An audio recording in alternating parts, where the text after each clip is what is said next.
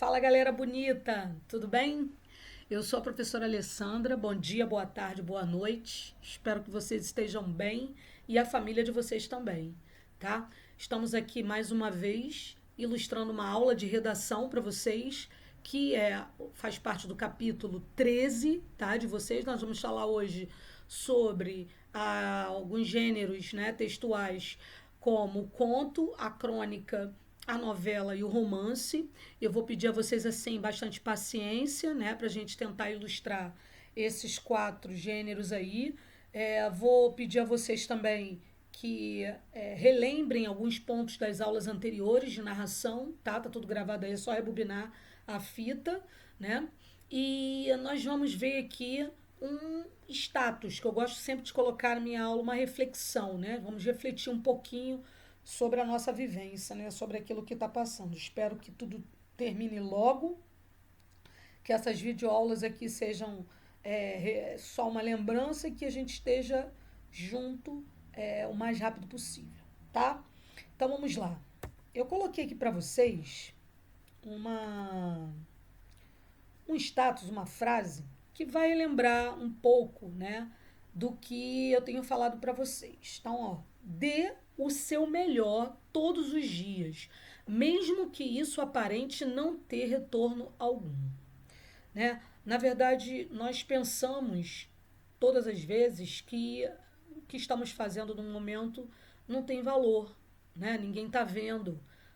Mas o mais importante não é que alguém esteja vendo ou que não esteja vendo. O mais importante é você estar praticando coisas boas, né? Tendo pensamentos bons todos os dias e todos os minutos. Beleza? Então, o mais importante, né, é não ter essa espera de recompensa. Porque nem sempre tudo que nós fazemos de ilustre para nós mesmos ou para o outro, né, pode não ser reconhecido por alguém, mas é reconhecido por você mesmo, porque você deu o seu melhor, porque você fez o seu melhor. E isso é importante, tá? Então vamos lá. Narração, conto e crônica, galera. Então, quando nós temos isso aí, nós estamos, na realidade, né, encontrando aí com algumas nuances do gênero narração. A gente narra através de quê? Do conto, da crônica, do romance e da novela. Então, eu tenho que a narração é um dos gêneros literários mais fecundos, ou seja, ele ramifica, né? Eu vejo a ramificação da narração como conto, crônica, romance e novela. Portanto, há atualmente diversos tipos de textos narrativos que comumente são produzidos e lidos por pessoas de todo o mundo. Entre os tipos de textos mais conhecidos estão o romance, o conto, a crônica, a novela, entre outros. O principal objetivo do texto narrativo é o quê? Contar um fato, só para a gente lembrar. E o segundo principal objetivo é que esse fato sirva como informação, aprendizagem ou entretenimento. Então, o conto, a crônica, o romance, a novela estão ao dispor, né, desses objetivos da narração, tá? Então, vamos lá. O conto é uma narrativa curta. O nome já está dizendo, conto é uma narrativa curta. O tempo em que se passa é reduzido e contém poucas personagens ou poucos personagens que existem em função de um núcleo. É o relato de uma situação que pode acontecer na vida dos personagens, porém não é comum que ocorra em todo mundo. Pode ter um caráter real ou fantástico. Então a gente vai novamente ilustrar aqui, pegar minha caneta aqui, a questão da realidade ou a questão da fantasia, beleza? Da mesma forma que o tempo pode ser o que aqui dentro? Cronológico ou psicológico. Lembra? No slide anterior, na aula passada, nós falamos sobre o enredo, o espaço, o tempo. A gente conseguiu delinear, exemplificar cada um deles. Então, dentro desses outros subitens, dessas ramificações da narração, nós também temos esses elementos, tá? Partes definidas de um conto. Eu tenho a definição, primeiro, da apresentação, né, desse conto. É a parte da narrativa em que são apresentadas as noções iniciais, tempo, espaço, tudo aquilo que nós vimos, bem como os traços identificadores dos personagens, a complicação, que é o momento em que aparecem os conflitos. Eu fiz essa separação no slide anterior para vocês, na aula anterior, tá? O clímax é um momento de maior tensão da narrativa, tá? Com o encerramento do ciclo narrado, e a conclusão, um instante em que os conflitos ganham o quê? Um tipo de fechamento, normalmente conduzido para a resolução dos problemas. Geralmente, eu não estou dizendo que no conto eu sempre vou ter, né, uma realização de tudo que foi. Teve um conflito, de tudo que foi conflitante. Não. Tá? O que a gente está tentando colocar aqui para vocês é que não existe sempre um happy end ou uma solução para tudo. Tá? Depende. O conto ele pode aparecer como um mini conto, como um conto mais extenso, tá? Mas, assim, em linhas gerais, o conto é um texto curto, tá? Como o nome está dizendo aqui, ó, narrativa curta, beleza? Os tipos de contos que nós temos os contos realistas, aqueles que se ambientam e têm alguns aspectos da nossa vida real, os populares, que são aqueles que têm temáticas, né, recorrentes, temáticas que nós estamos acostumados a lidar no dia a dia também, que é muito popular, conhecido, tá? Os fantásticos, que são aqueles que sobressaem da realidade para a ficção, tá? Os fantásticos, que muitas vezes podem estar envolvidos nos contos de fadas, tem uma ligação aqui, né, do fantástico com os contos de fadas, e os infantis, obviamente, que a maioria deles tem essa particularidade de ser fantástico e infantil. Eu não estou dizendo que há uma determinação dessa interligação que eu fiz aqui com vocês agora em todos os contos, não é isso que eu estou dizendo. Estou dizendo que geralmente você tem essa ligação. Os contos eróticos, né? Os contos de terror, de humor e os psicológicos, tá? Os infantis e os de fada eu já tinha conectado aos fantásticos, beleza? Vamos a alguns exemplos, né? Eu tenho aqui primeiro um exemplo de um conto da Marina Colaçante, que eu gosto muito também, que é A Moça Tecelã, né? Eu tenho aqui um conto. Um conto por quê? Olha só, eu vou ler um pouquinho só para a gente ter na mente o que é um conto, tá? A Moça Tecelã conta a história de uma menina que passava seus dias tecendo e tudo que tecia ganhava vida. O sol, as nuvens, a chuva, olha os detalhes, né? Se lhe dava fome, tecia um peixe, e logo havia um peixe em sua mesa, e tecia um leite, e o leite aparecia, tá? É um conto meio que fantástico, porque o que ela faz? Ela tecia e tudo que ela tecia ganhava vida, né? Não é algo que acontece normalmente, é algo fantástico, é um conto fantástico, mas não deixa também de ser um conto infantil, né? Não chega a ser um conto de fada clássico, tá? Mas é um conto infantil e é um conto fantástico, desculpa. Popular? Não, porque a temática de tecer alguma coisa e essa coisa tecida ganhar vida não é da nosso cotidiano, não é um tema popular, não é um tema corriqueiro que acontece, que é conhecido por muitos, né? Somente aqueles mais interessados na literatura que vai conhecer esse conto aqui ou que vai ouvir, né? Então eu achei interessante colocar esse conto aqui para vocês. Depois vocês vão ler direitinho, é uma leitura que vocês vão fazer para que vocês até façam, né? Isso é até um exercício para vocês. Eu fazia muito disso e endereço aos meus alunos em sala de aula também muito. Estou endereçando a vocês esse exercício. Peguem um caderno de vocês, leiam primeiro esse conto aqui, né?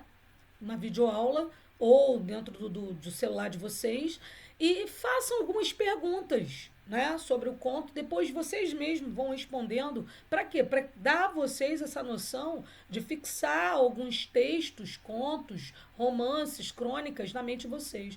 Como é que a gente detém, né, esse conhecimento? Através da leitura, do contato com a leitura. E esse contato ele não pode ser só de leitura, mas de prática também, tá? É um bom conto. Eu tenho também um conto através de poesias, né? Como a Rosiana Murray aqui, Fabrica uma Caixa Mágica, né? A Caixinha Mágica de Rosiana Murray. Fabrico uma caixa mágica para guardar o que não cabe em nenhum lugar. A minha sombra em dias de muito sol, o amarelo que sobra do girassol. Um suspiro de beija-flor, invisíveis lágrimas de amor. Fabrico a caixa do vento, palavras em desequilíbrio. Né? E para fechá-la, contudo, o que leva dentro basta uma gota de tempo. O que é que você quer esconder na minha caixa? Na verdade, eu tenho aqui também, né, um conto fantástico. Né? Ele é um conto fantástico, é um conto que pode ser infantil, né, que tenha e que tem um pouco de humor, né? Porque na verdade, ela diz assim no final: o que é que você quer esconder na minha caixa, né? Ela fabrica caixas aí, fabrica caixa mágica, né? E os contos de fada, como eu falei para vocês, né? A história da Chapeuzinho Vermelho, que tem aquela trama com o lobo mau, com a vovozinha, que ela, né, vai visitar a vovozinha, o lobo mau, né, a surpreende, né? A Bela e a Fera, que é uma história fantástica, né? E que tem várias versões aí. A Branca de Neve e os Sete Anões, né? A,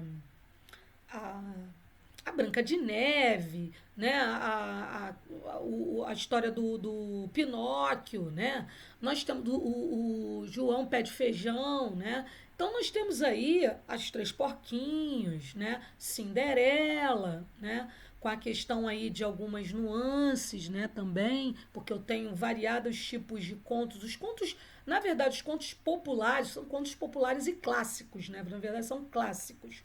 E são populares porque são passados, né, de pai para filho, tem a questão cultural, né, e que é arraigado, tá? Tá arraigado na nossa história. Quando a gente desde a da tenridade, né? Eu lembro dessas histórias aqui, né? Como a história de Nações de Narizinho, né? Onde tem Emília, o Visconde de Sabugosa, a Narizinho, Pedrinho, Saci, as histórias, né, de Monteiro Lobato, né, a Cinderela. Então eu tenho algumas versões aqui bastante ilustrativas. Aqui eu acho que a questão da gata borralheira, né?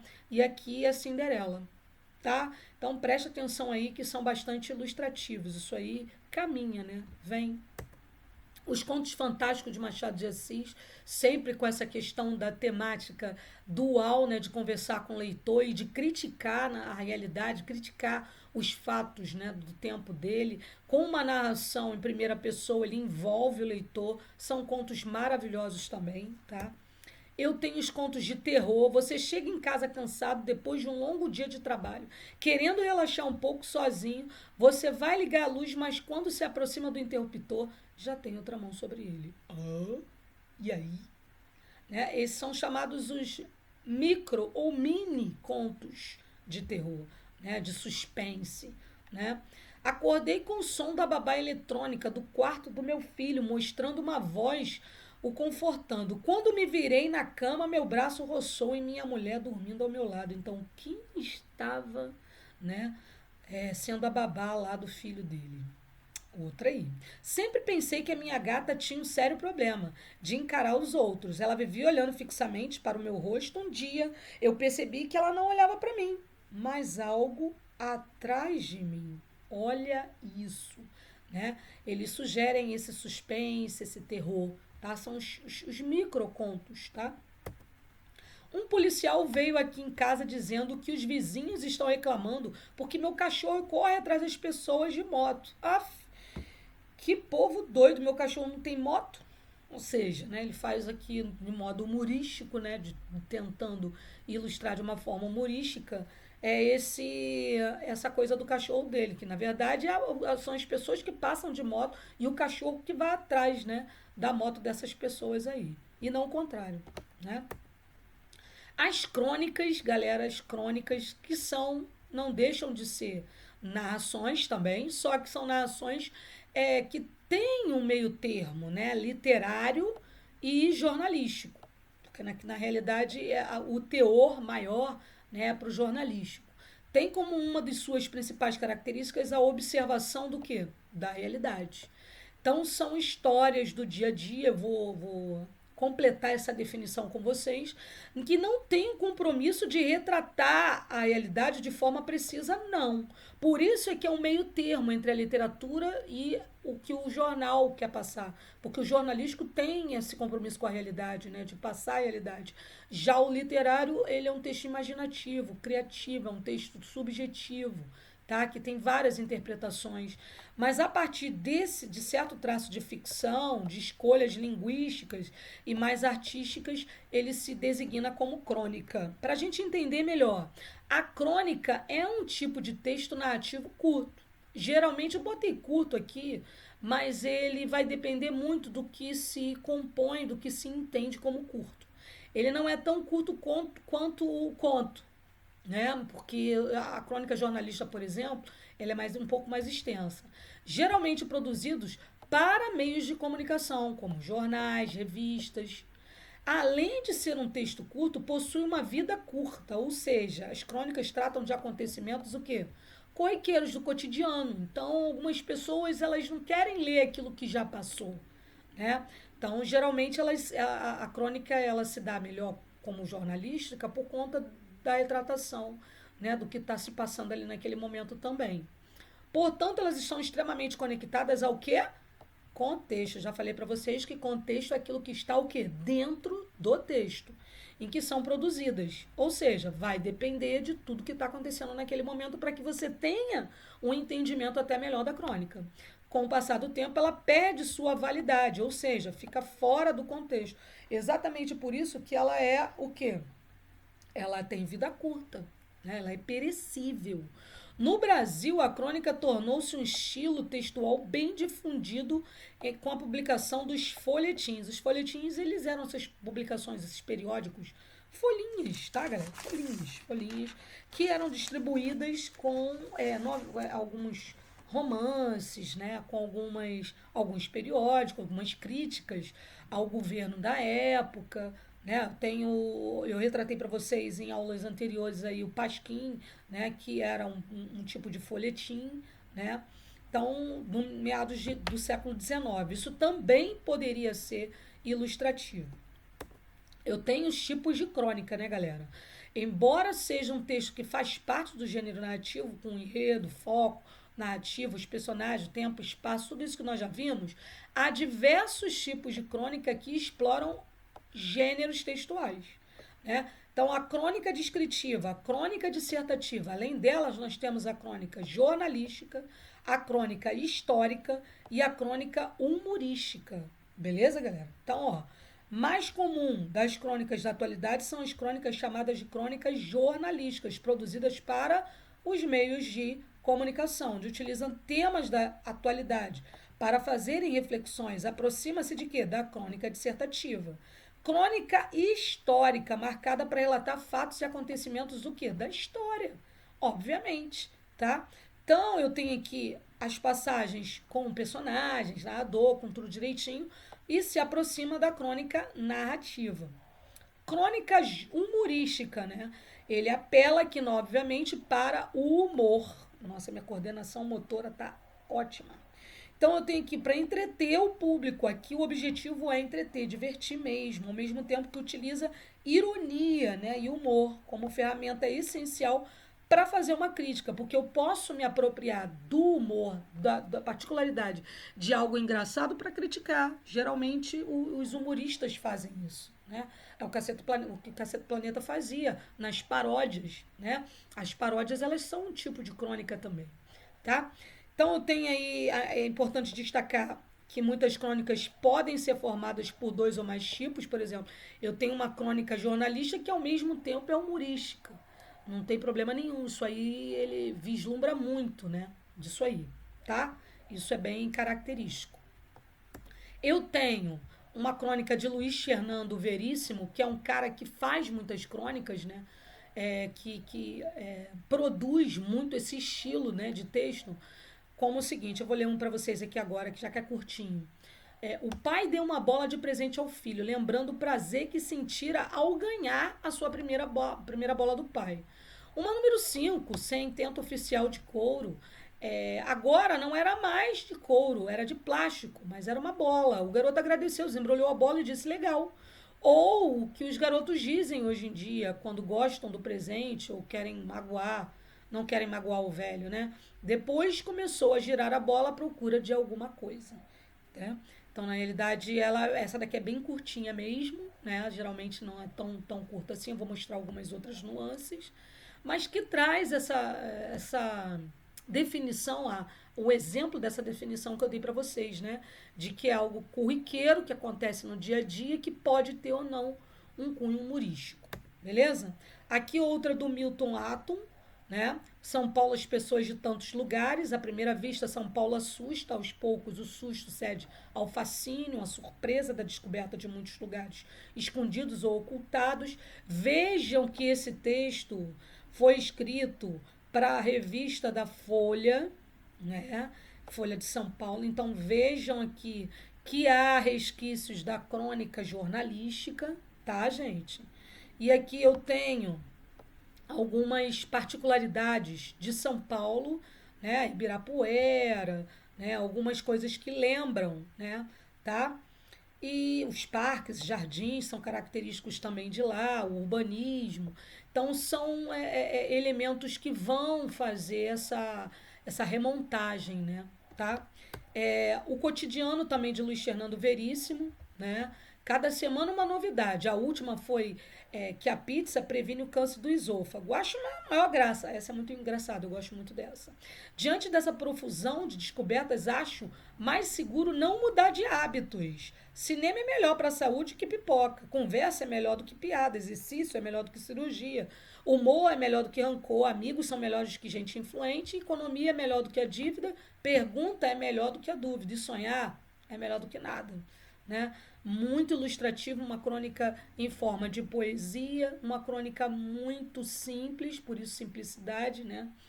Tá muito legal. E a crônica Café com Brevidade, né? Que é de uma coluna de Sônia Gabriel, jornalística, tá? Ser cordial e hospitaleiro é típico do brasileiro. Olha como a questão do vocabulário ela se insere nessas questões da crônica aí, tá? Então, depois de viajar por considerável parte desse país, posso afirmar que a generosidade de receber nos pertence culturalmente. Anotações e crônicas de viajantes que passaram por terras nos séculos da colônia e império relatam percepções sempre atenciosas e fartas que lhe ofereciam. Então, eu tenho aqui já um vocabulário diferenciado, né? Um vocabulário mais de resquício de crônica jornalística mesmo, tá, gente? Então, preste atenção nessas nuances aí. As crônicas de Nárnia, eu coloquei para vocês nos filmes, né? Eu tenho aí, né, o Príncipe Cáspio, né? O Leão, Feiticeiro e Guarda-Roupa, né? Aquele do Rei da Alvorada. Então, eu tenho aqui, na verdade, crônicas, as histórias que contam, são contadas aqui, as 3 histórias, né? Sendo vivenciadas no filme também, né? Então, há uma retratação daquilo que eles vivenciavam na realidade com o que eles vão encontrar na ficção, né, sendo narrado ali. Que são, o nome já está dizendo, eu não preciso nem explicar mais, as Crônicas de Nárnia, tá, pessoal? Conto ou crônica, vamos dividir essas atmosferas aqui. A crônica, por vezes, é confundida com conto. A diferença básica entre conto e crônica, ela remonta ao quê? A crônica, ela narra fatos do quê? Do dia a dia. Ela relata o cotidiano das pessoas, as situações que nós presenciamos. E já até prevemos no desenrolar dos fatos. Já, né, a crônica também se utiliza da ironia, do sarcasmo, pode ser ou não, a gente não tem essa definição estagnada para vocês, já colocada, marcada, rotulada, não. Não necessariamente precisa passar, né, um intervalo de tempo. Quando o tempo é utilizado é um tempo curto, de minutos ou de horas, normalmente. E o conto não. O conto já tem essas particularidades já definidas. Ok? Então vamos lá. Novela. A novela, do italiano novela, né, vem da palavra notícia. narração de um acontecimento real ou imaginário. Em português, é um gênero literário que consiste em uma narrativa de caráter breve, sendo considerado um gênero mediano entre o conto, né, de menor extensão e o romance de maior extensão. Então, eu tenho essas particularidades aí também, tá? Então, a novela, diferente do que a gente conhece como telenovela, isso é muito pertinente, muito importante realçar, você vai ter, na realidade, que observar essa diferenciação, tá? Então, eu tenho o seguinte, acontecimento real, imaginário, é uma narrativa breve, tá? E na novela, eu tenho uma menor extensão, né? Eu tenho uma narrativa de caráter breve, tá? Deixa eu detalhar mais especificamente para vocês. Eu tenho um número reduzido de personagens na novela. Não é telenovela, eu vou mostrar a diferença. A sequencialidade dos fatos, né? A sequência dos fatos, ela é bastante ilustrativa para o gênero novela. A linguagem objetiva, a narração rápida, isso é muito característico, e a variedade de temas trabalhados ali dentro, né? Na crônica e no conto tem uma temática a ser desenvolvida. A variedade de temas aqui na novela já é mais diversificada, são as caracterizações da novela.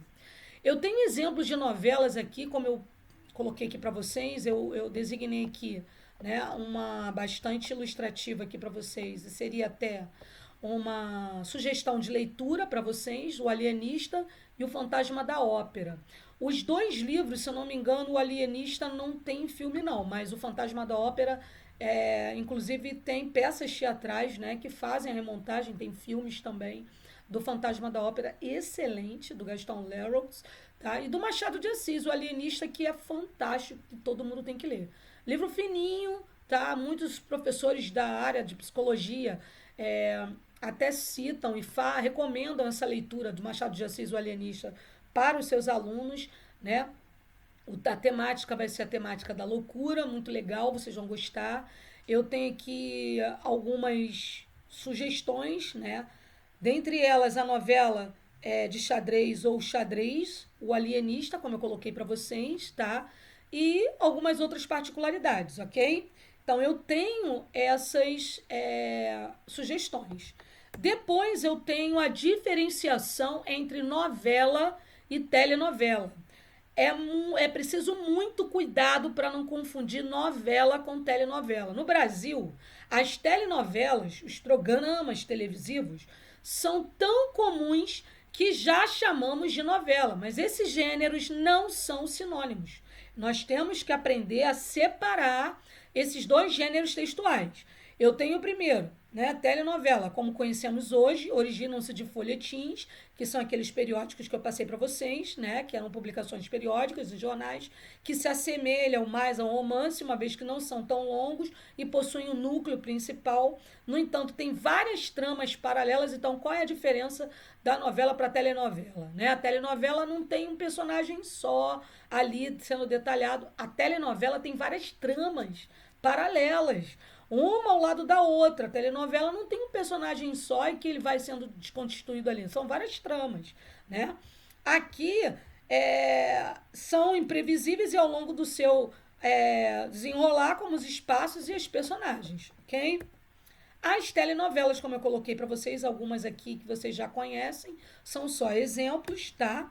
Os romances são umas narrativas com maior nível de complexidade em comparação às novelas e os contos, seja no número de tramas paralelas, seja no número de personagens secundários. Por exemplo, né, é importante atentar para a diferença entre esse conceito que trata da estruturação de um gênero textual e não do movimento literário romantismo. Tá? O romantismo ele aconteceu no final do século XIX para o XX.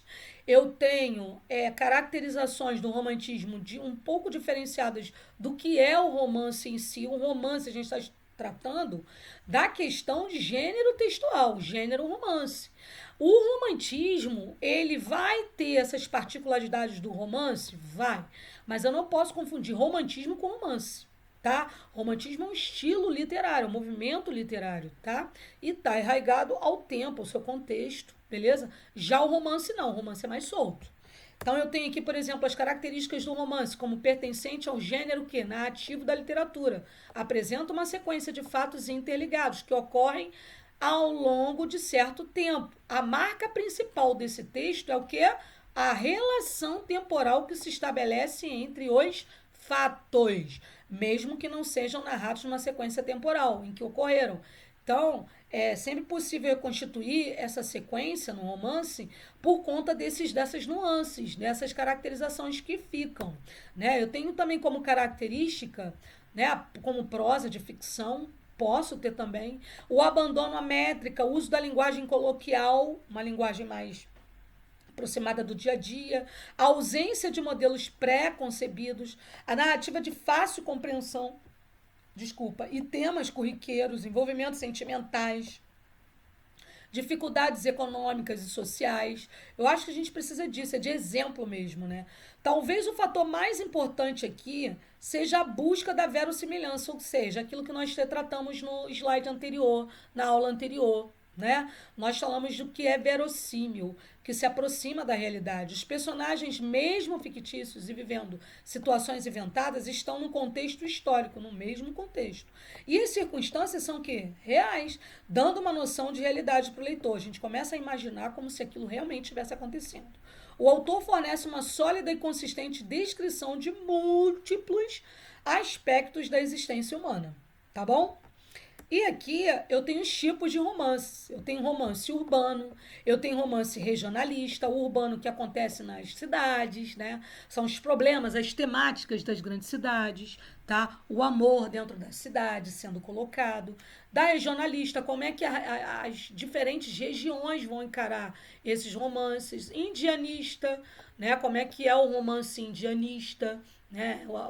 A questão, por exemplo, de Iracema, né, também é colocado aqui, o Guarani é colocado aqui também, tá? O romance indianista, o romance histórico, né?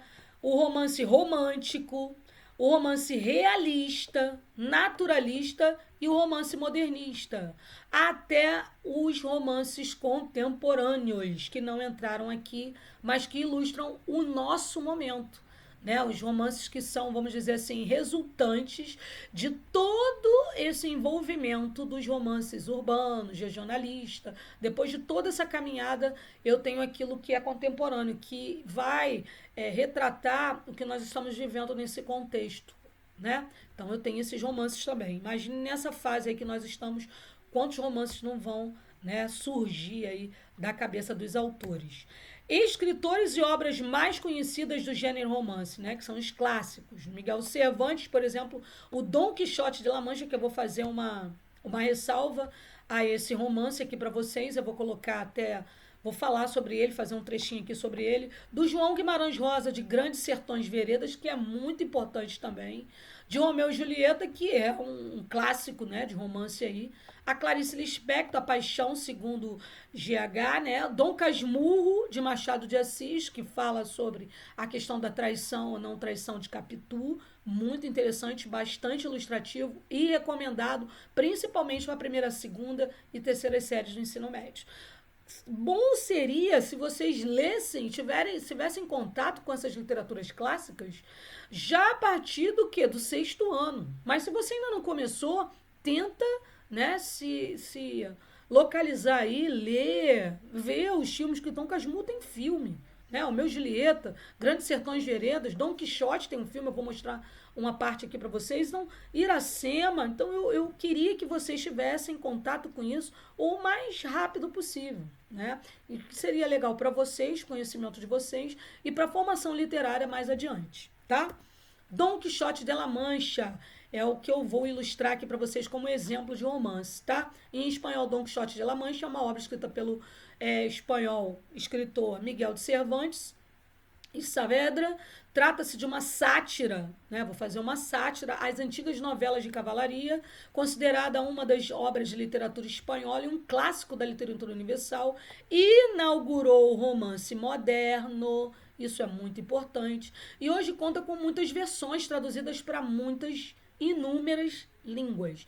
Na verdade, eu vou citar aqui vou falar da obra, né, para vocês aqui rapidinho, mas o que eu vou ilustrar depois de exemplo para você é uma recriação, uma adaptação da obra um pouco mais humorística, com um tom mais contemporâneo para vocês, uma perspectiva mais contemporânea e que eu acho que vocês vão gostar, tá? A história relata os feitos de um ingênuo fidalgo cavaleiro medieval chamado de Dom Quixote. Ao lado dele estão o seu cavalo Rocinante, seu fiel amigo escudeiro Sancho Panza, que é aquele gordinho. Não sei se vocês viram aqui, ó.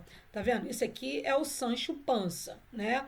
Esse aqui já vai ser Dom Quixote, tá? De La Mancha. Vocês vão ver na retratação do exemplo que eu vou colocar, bastante característico aquela foto, né, que eu coloquei, aquela página inicial, aquela capa daquele livro ali. Ávido leitor de romances de cavalaria, Dom Quixote cria seu próprio mundo ao se lançar em diversas aventuras, né? Ele é um sonhador, né? Ele vai em busca de justiça de sua bela donzela imaginária, a Dulcinea de Toboso, né? Tal qual ocorriam como nas novelas de cavalaria. Ainda em muitas passagens, sejam de invenção do próprio protagonista, que é o Dom Quixote, o romance possui um caráter realista. Vale notar que seu companheiro Sancho Panza, né, que tenta ajudá-lo até a despertar para a questão da realidade, apresenta discursos mais coesos e realistas que seu protagonista, ou seja, ele vivencia, vamos dizer assim, o Sancho Panza seria o lado racional e o Dom Quixote seria o lado sonhador. O romance retrata as histórias e peripécias de vida por Dom Quixote, seu companheiro nas regiões espanholas, La Mancha, Aragão, Catalunha. O grande valor humorístico de tais personagens é encontrado entre as fantasias de loucuras de seu protagonista, a dura realidade vivida, em meio à sua loucura. Quixote trava batalhas com moinhos de vento. Gente, é muito engraçado essa parte. Ele pensa que os moinhos de vento são grandes gigantes a serem derrotados. Ele luta com os gigantes. Vai ter uma parte aí que vocês vão ver também. Além disso, guerreia contra o exército de ovelhas, para você ver aí, que resulta numa surra de pastores de rebanho. A novela acaba quando Dom Quixote volta ao mundo real, ou seja, quando ele torna sua casa e percebe que não há heróis no mundo, né? Ele acorda para a realidade. Na verdade, ele morre, né, no final. Então, eu vou contar aqui para vocês, tá bom? Então, vamos ver aí, galera, vamos lá. I am the man for whom all dangers are expressly reserved. Good God, Sancho! A giant! Prepare To die! I am Don Quixote de la Mancha. Esto se ha roto! Speak in English! And cut right there. Good work. Estaba aquí 10 años. Hacía una película pequeña. No, You're angry. The girl is in danger. You are Don Quixote. You will be sent with my squad. I am Don Quixote. Many things have changed since your film told me. What about the old man who played Quixote? Is he still alive? Would you like to see Don Quixote de la Mancha? I do.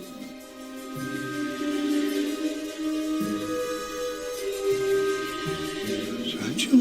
You crazy peasant. You think you can hide from me? We shall have such great adventures together. Don Quixote de la Mancha. Come to restore the lost age of chivalry. Well, I wrote that. Blasphemer, the hand of our God in heaven wrote me. Can I read? A peasant like you Cannot read. I will sound the words, and you can look at the pictures. Now he actually believes he's Don Quixote. This is going to be fun. He's a sailor. He's insane. I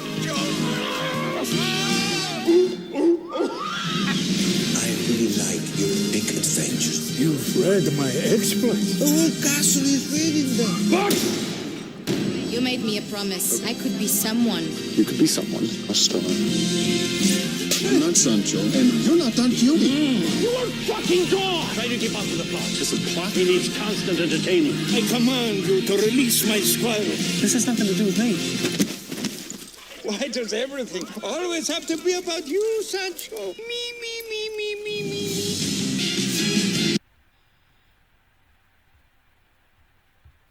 Então, na realidade, é aquilo que eu estava falando para vocês, né, galera? Na verdade, uma amostra, mais ou menos, e também recomendado a vocês, O Homem que Matou Don Quixote, que faz um paralelo aí, é uma adaptação, obviamente, da obra humorística, que faz uma retratação da obra. É legal vocês terem contato também, até para vocês fazerem essa analogia. Um beijo no coração de cada um, fiquem com Deus e até mais. Se cuidem. Tchau.